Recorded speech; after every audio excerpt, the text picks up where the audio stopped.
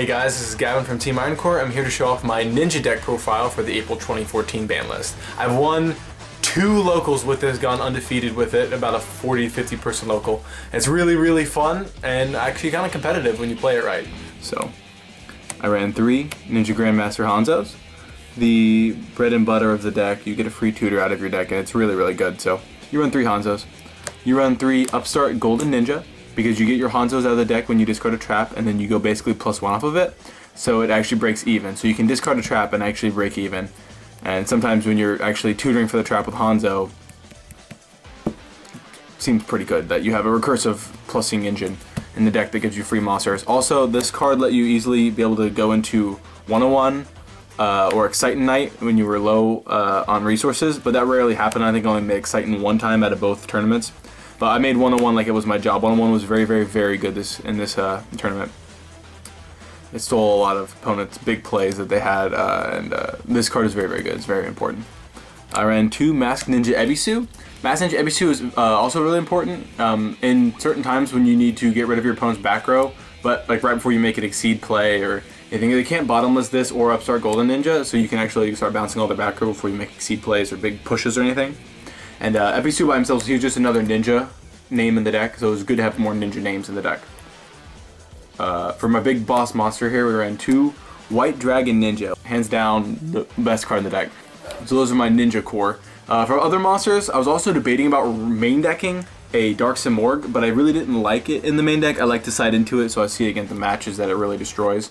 Because there are some matches that Dark Simorgh just is not that wonderful versus. So just be sparing on that, so I didn't actually put it in. I did actually run Traptrix Myrmeleo at 2. This gives you a free tutor for Bottomless Trap Hole or any other Trap Hole cards that you would run. And it was very nice to give him another recursive engine to get a traps out of your deck. And so it was very nice to get traps out of your deck and have a level 4 that you can actually do stuff with. Also, I have to make note that this can be summoned off of Ninjitsu Art of Transformation, not Super Transformation, but normal transformation. And when it is specialed off of that, it actually gets Destroy Spell or Trap card. Also, when this is called a Haunted, it gets Destroy Spell or Trap card. So this is a very nice card because it lets you get rid of your opponent's back row as well as getting your own traps to your hand when aggressively using this card. So it's very good. I ran it at 3 in my first tournament, and my second tournament I took it out for another monster, which I'm about to show you. But either way you want to play it, these are very good. You want to play at least 2. The monster I did put in for the second tournament was Thunder King Rai-Oh. Thunder King Rai-Oh is very good because everything is tutoring right now, and so stopping the tutoring is good, especially when you... This is the type of deck, this is the perfect type of deck that goes T-King set 5. So if you have a deck that can go T-King set 5, you probably should play T-King. Might as well play it in the main. It's also very nice because it's actually a big beat stick that can actually get over your problem cards. That's one thing I like about the ninjas, is even though some of the monsters are small, they do have a few beat sticks in there like Hanzo and T-King that actually be able to take care of problem cards just by their own because of all the traps that you run to support them. So T-King was also very nice in here. It's also a Black Horn of Heaven on legs, so that was important too. On to spells. 1 Reinforcements of the Army. I run 3 Magic Planner. I run a copious amount of continuous trap cards in my deck, and because of that, Magic Planner is very good to see, and you need to see it often. Pretty much anytime you see Magic Planner, you're going to draw 2 cards for free to get rid of your spells and traps on your field. So it was very good. It gives you advantage late game, and it gives you advantage early game. It gives you advantage. It's a very good card. So 3 Magic Planners is necessary. 3 Pot of Duality. You want to dig through your deck to find your Hanzos, and you want to find your big player pieces. You also want to find Safe Zone if you don't have your hands on Safe Zone, if you're going to go for the White Dragon Lockdown. So I preferred playing this over Upstart. Another worry I had about Upstart, I know you can't special summon off of Duality, but a lot of the times you're going to go ahead and have a setup turn before you have a go off turn. So the Duality was completely fine because those setup turns and go off turns are completely separate. We're going to move on to traps. As you notice, I did not run any Mystical Space Typhoons. I instead ran 3 Dust Tornadoes in my main deck. The reason why I ran 3 Dust Tornadoes in the main deck was because I didn't want to see MST. Like, MST was good and all, but I really wanted to see Dust Tornadoes because it can a trap that you can discard for Upstart Golden Ninja, so you can get more special summons out of your deck. I believe I ran 20 traps, so my Upstart Golden Ninja was almost always live. So this is my spell and trap removal. I do side into the MSTs. I think I also side into Night Beams because you do want to see spell and trap removal that isn't a trap because the Decree kind of wrecks this deck. but I wasn't really incredibly worried about it, especially since if you special summon Traptrix Myrmeleo, then you're going to have another way to pop a spell or trap. So you had plenty of ways to pop spells and traps in the deck if your opponent did go on Decree on you. So like that, Decree was a worry of mine in the deck, so I was definitely playing around it. I play 2 Dark Bribe. Dark Bribe is very good in the deck.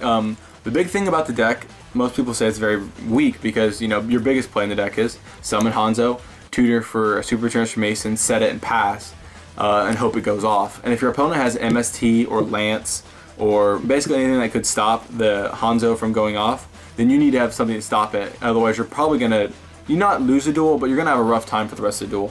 So Dark Bribes are on here just to stop MSTs and to stop Lances and stuff, as well as other cards like Trap Stun, because you do run a lot of traps and you don't want them to be dead for a turn because you can lose very easy because of it. So Dark Bribe, even though your opponent gets a draw off of it, it gives you control of the tempo of the game so that your plays can go off and so you have your White Dragon lockdown just about instantly.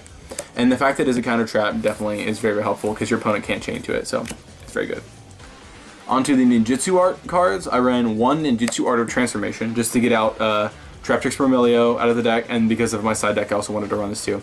The reason why I ran this is because I only did run 2 Upstart, or 2 White Dragon Ninjas, so I really wanted to see another target for Hanzo when you're summoning, but I didn't want to run 3 Super Transformations, because 3 Super Transformations is dead, but I didn't want to run only 2 targets for Hanzo.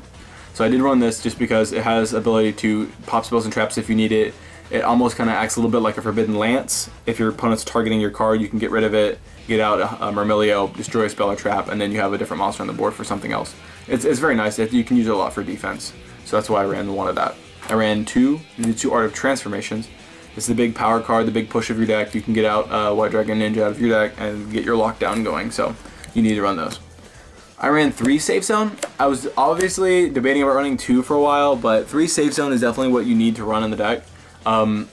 First off, Safe Zone can target your opponent's monsters. Does not have to target just your monster. And now I know they can still attack you when it's their Safe Zone, but a lot of times I would set this card as a bluff and my opponent would blind MST.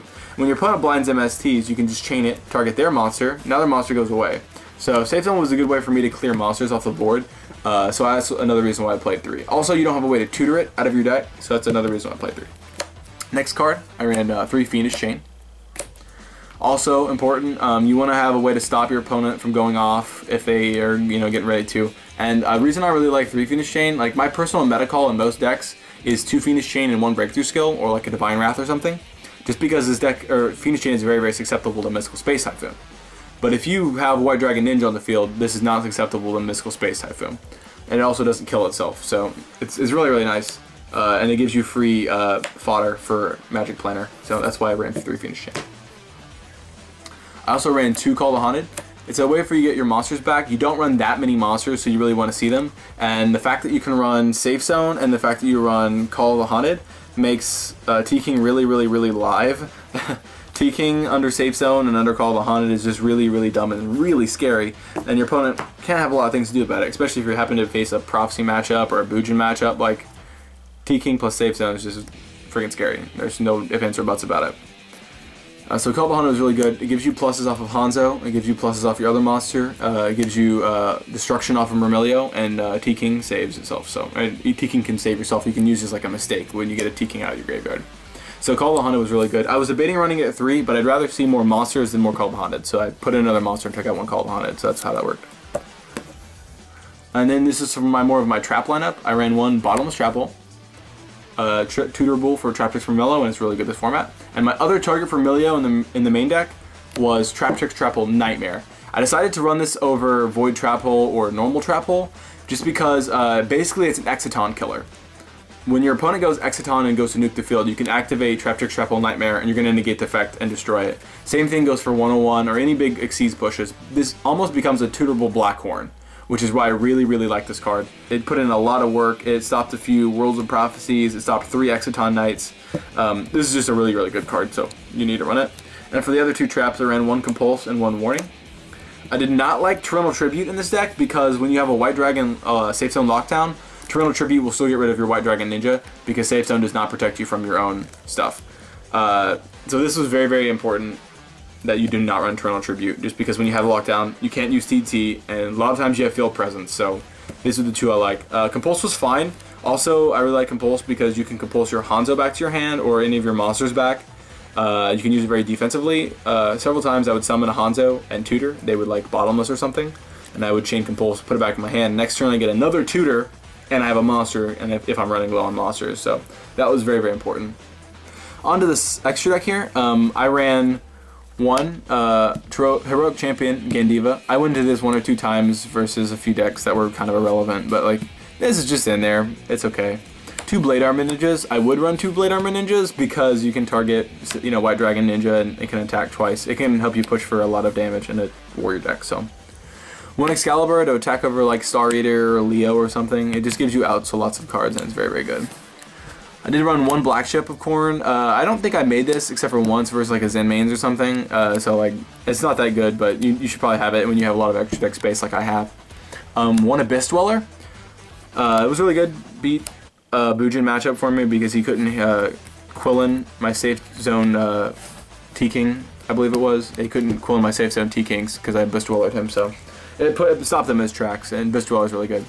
Crazy Box, because Skill Drain does wreck this deck, so you do need a way to do something if you're under Skill Drain, so Crazy Box is very good. 1 Maestroke. I didn't use that much. It's really nice on turns when you have a Upstart Golden Ninja, and you know you need to make an Exceed, but you want to make something more protective, and 1-on-1 does not sound like the right play. Then Maestroke is very nice, because it gives you defense, and it also Book of Moon, which is good, because if you don't know what your opponent's going to do next turn, having a Book of Moon on legs is very nice. The other 2 cards, I ran a Diamond Dyer. That was good. I don't really think I made it, but it's a card you should probably run, I guess. Cards I did run a Gaga Cowboy. Cowboy was very good. Wins games and stuff. Cards I don't think I ran, but I would probably consider running would be an Ivagishki Mirogeist. Mirogeist is good. I like it. It's very similar to Abyss Dweller, but it can also hit like other floaters and stuff. And you can wait till after you kill a monster to find out if it was something you actually wanted to like use its effect on. Unlike Abyss Dweller, you have to chain it before you attack. I also ran a 101 and an Exciton Knight. My mic is borrowing them right now, so I didn't have them for my deck profile, but I do own them. If this is more than 15 cards, you can let me know. I apologize if you could take some of those out, like this isn't that good, and a few other cards aren't necessary, but that's definitely what I was running, or at least very closely. I didn't use the extra deck all that much. I did play 101 a lot, but that was just about the only thing that I really went into. So I'm gonna show you guys my side deck, because my side deck was really relevant to how well I did in the matches. I decided 2 Night Beams. Night Beams is more spell and trap removal. I didn't really use that much. MSC is good too. I just put the Night Beams in just for fun, actually, because I kind of wanted to use Fire Formation Kyoku and kill their cards, so that's why I put in Night Beams. I played 2 Banisher of the Radiance. Banisher of the Radiance is very, very good. It acts similar to Fossil Dyna, but Fossil Dyna was dead sometimes for me, and so I just wanted to see Banisher of the Radiance, and it does basically the same thing, in my opinion. I also cited 2 Darksea Morgs. Darksea Morg completely takes dump on Spellbook matchups and Fire Fist matchups and lots of different matchups. I love Darksea Morg. It is really easy to side into, especially when you're going it through. You can take out like dualities and stuff and unnecessary cards here and there, and you immediately just put this in and you scare the crap out of your opponent when they can't set anything. Oh, Ghost Tricks. I played a Ghost Trick player and I had that on my side deck, so that's a thing. In addition with that, I did side the second Ninjitsu Art of Transformation just so that Darksea Morg is alive more often when you're siding into it, so that's also really good. I sided a 3rd Dark Bribe just for when I know my opponent would be siding in Royal Decrees and Trap Stuns and such. Like Dark Bribe is very, very good, so I sided that. I also sided a Trap Hole. Trap Hole was also excellent.